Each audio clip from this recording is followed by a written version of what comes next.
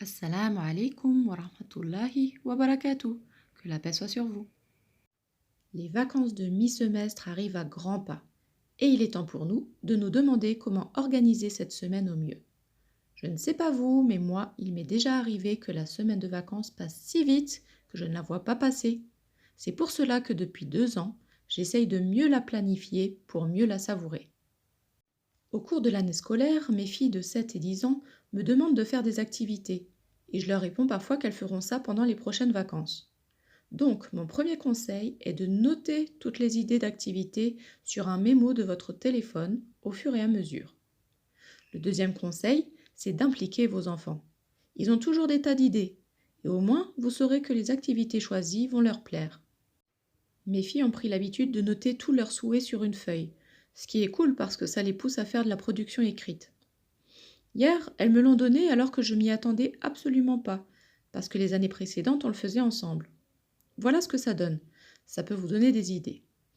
Donc, elle a écrit un titre, ce que j'aimerais faire pendant les vacances, et nous avons préparé des verrines à l'ananas, aller au grand parc, aller en vacances, partir à Cindy Bed, peindre, faire de la pâte à modeler, aller au supermarché, manger des spaghettis, préparer un cake japonais, réviser mes leçons et dormir longtemps.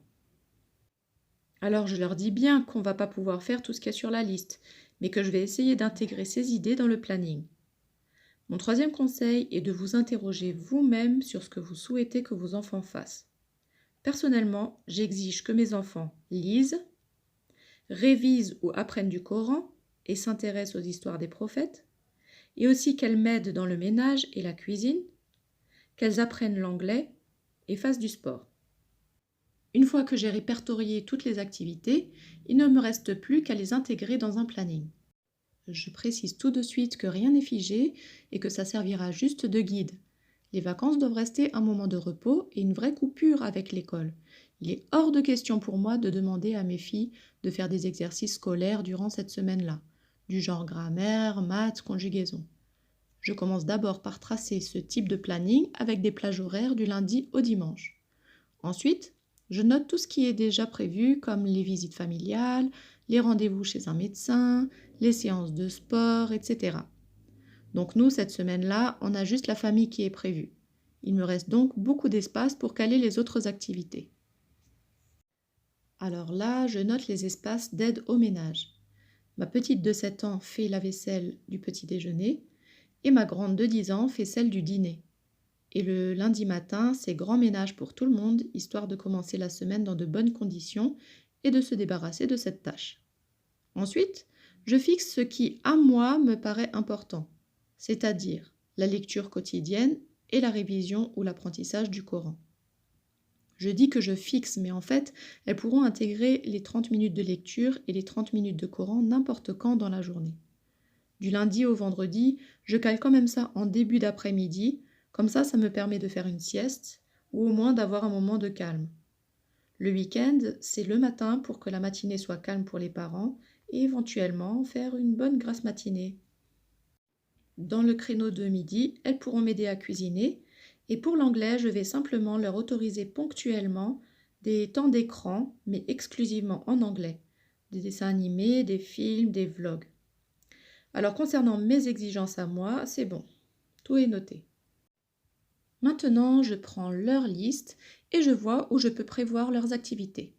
Je vérifie les prévisions météorologiques pour les sorties et je vois qu'il y a donc un grand soleil mardi. Alors la sortie du parc se fera ce jour-ci, Inch'Allah, et aussi dimanche. Je mets le supermarché le jeudi matin pour éviter zham, c'est-à-dire trop de monde, et faire le plein pour le week-end. Et voilà, il ne me reste plus qu'à afficher ce planning sur le frigo, ainsi que la liste de mes filles. On pourra facilement ajouter d'autres activités ou rendez-vous au fur et à mesure, mais au moins l'essentiel est là. Comme vous voyez, il me reste beaucoup de plages horaires et ça n'a pas toujours été ainsi. Certaines d'entre vous vont avoir beaucoup moins d'espace libre, ça dépend de chacune.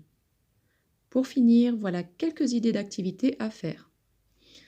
Il y a d'abord des sorties au mall, dans des parcs de jeux, à la plage, en ville, des visites de monuments, des balades en train, en tramway, à vélo. Il y a également les activités manuelles, comme la pâte à modeler, la peinture, les dessins, les bricolages, l'origami, la pâtisserie, le montage de la tente. Euh, c'est quoi ça en fait, le montage de la tente? Eh bien oui, depuis plusieurs années, il nous arrive de monter la tente que nous avons dans le salon. C'est une ancienne tente de 2-3 places que mes filles montent elles-mêmes et ça leur fait une cabane pour quelques jours. Elles y jouent et elles y dorment et il nous est arrivé d'y prendre des repas en famille. On peut aussi la monter au stah ou dans le jardin. On peut aussi faire des jeux de société, d'échecs, de découvertes. C'est l'occasion de lui faire découvrir de nouveaux jeux. Il y a également les activités intellectuelles comme la lecture, l'apprentissage d'une langue à travers des vidéos ou des applications, l'apprentissage et la révision du Coran, le visionnage de documentaires scientifiques, animaliers ou autres. Et puis, n'oublions surtout pas de prendre du temps pour mieux nous connaître et passer des moments conviviaux. Rien de tel pour créer des liens que de discuter le soir de choses et d'autres avec vos enfants, de raconter des histoires, des blagues, de faire des soirées pyjama dans le salon, de les laisser improviser des spectacles, de se déguiser, de regarder d'anciennes photos, de faire des cabanes avec eux, de s'amuser et de s'aimer. Si mes conseils vous ont plu, n'oubliez pas de vous abonner à la chaîne, d'activer la petite cloche et de partager la vidéo avec d'autres mamans. Assalamu alaikum wa rahmatullahi wa barakatuh. Que la paix soit sur vous.